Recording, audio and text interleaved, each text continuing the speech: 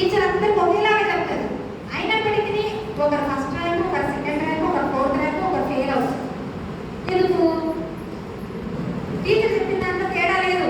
ఇది తీసుకొని గ్రహించి హోంవర్క్ చేసి ప్రాక్టీస్ చేసి చేసే దాని మీద వాళ్ళు ఎంత వర్క్ చేస్తారా అన్న దాని మీద వాళ్ళ రిజల్ట్ వేసి ఉంటుంది. అదేవిధంగా ఇక్కడ చెప్పే వాళ్ళు ఏం లేదు అంటే విత్తే వాళ్ళు తప్పుగా తీసుకోకండి. చాలా మంది ఏం చేస్తారంటే చాలా మంది 99% చర్చ్లో వాక్యం విన్నా కానీ టీవీలో వాక్యం విన్నా కానీ ఎక్కడైనా బయట సభల్లో ఉన్నా కానీ పెళ్ళిళ్ళలో విన్నా కానీ ఎక్కడ విన్నా కానీ ఆ వాక్యం అయిపోయినాక జడ్జి చేస్తారు.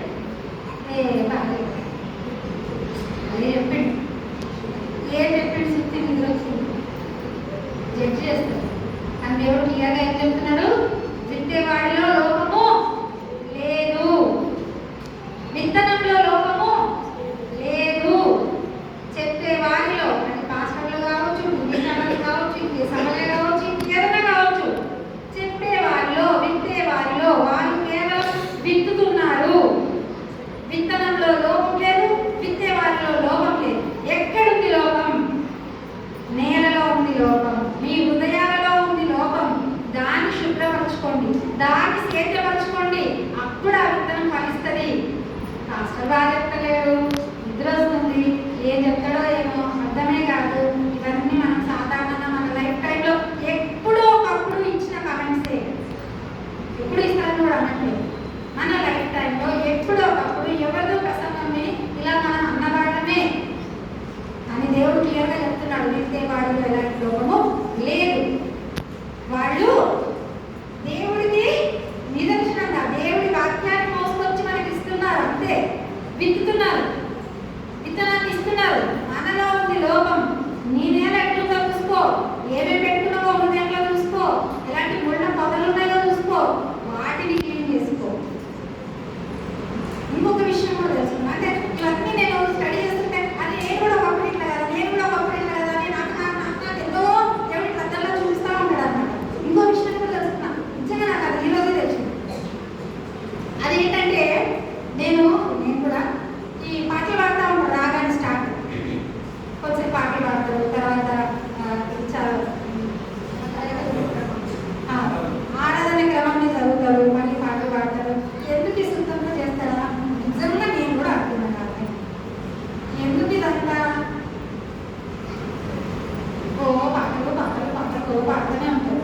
వాక్యం స్టార్ట్ అయ్యే టైంకి వెళ్దాం, పాటలన్నీ అయిపోయి ఎలాగో 7 దాకా వాక్యం స్టార్ట్ అయ్యేది, వాక్యం స్టార్ట్ అయ్యేదానికి వెళ్దాం అని అనుకుంటారు. కానీ అట్లా కాదండి. మనం చేసే తప్పు మనుషులు వచ్చేంత వరకు పాట పాడదాం, ఇంకో పాట పాడదాం అంటామే. అది కాదంట. దాని వెంట కూడా ఒక ప్రణాళిక ఒకటి ఉంది. మన పాత వాళ్ళు పెట్టారంటే ఊరికే పెట్టలేదండి. అది నాకు తెలివిగా నేను గ్రహించుకుంటున్నాను. కానీ వాళ్ళు ఒక పద్ధతి పెట్టారు, ఒక క్రమం పెట్టారంటే ఊరికే పెట్టలేదు. అది సిద్ధపరచడం అండి. వచ్చిన వాళ్ళందరినీ సిద్ధపరచడం. ఎట్లా? ఆత్మీయంగా మనం ఒక్కొక్కసారి ఒక్కొక్క పాటలో అట్లా హోలీనెస్ వెళ్ళిపోతాం. వర్షిప్ సాంగ్స్లో లాస్ట్లో వాక్యానికి ముందు ఒక పాడుతుంటారు, అట్లా మనం కూడా తేలిపోతుంటాం కదా. అట్లా సంఘాన్ని సిద్ధపరుస్తానంట. ఎందుకంటే మీరందరూ ఎన్నో ఆలోచనలతోని, ఎన్నో టెన్షన్లతోని లోకంలో నుంచి సంఘంలోకి దేవుడి దగ్గరికి వస్తున్నారు. ఆ టెన్షన్ మోసుకొని వస్తున్నారు. మరి అందులో నుంచి మిమ్మల్ని బయటికి తీసుకొచ్చి విత్తనం వేయాలి కదా. సో అది సేద్యపరిచే టైము. మిమ్మల్ని ప్రిపేర్ చేస్తున్నారు. మిమ్మల్ని అందరినీ ఏకంగా వన్నెస్లోకి తెచ్చి ఎప్పుడైతే అందరూ ఏకంగా అని దేవుడి వాక్యం వినడానికి సిద్ధపరచబడారో అని తెలుస్తుందో ఇప్పుడు వాక్యం చెప్పడం స్టార్ట్ చేస్తారు. అందుకే ఈ క్రమం అనేది పెట్టారంట. నాకు తెలియదు, ఎందుకో ఈ పాటలు పాడతారు. పాటలు అయ్యాక వెళ్దామని అనుకున్నాను నేను కూడా. కానీ ఇట్లా కాదంట. దానికి కూడా ఒక రీజన్ ఉంది. అది కూడా ఒక దున్నడం, సేద్యపరచడం, తర్వాత విత్తనాలు వేస్తారు. ఇంత ఉందండి. అసలు నాకు తెలియదు, చాలా విషయాలు తెలియదు. మరి ఇప్పుడైతే నాకు తెలిసిన జ్ఞానంతో నేను స్టడీ చేసిన దాంతో కొన్ని విషయాలు మీ ముందుకు తేగలిగాను. మరి ఇందులో ఒక్కటైనా మీ హృదయాన్ని టచ్ చేస్తే, ఒక్కటైనా మీకు అనిపిస్తే అవును కదా, నిజమే కదా అని ఒక్కరికైనా, ఒక మనసుకైనా అనిపిస్తే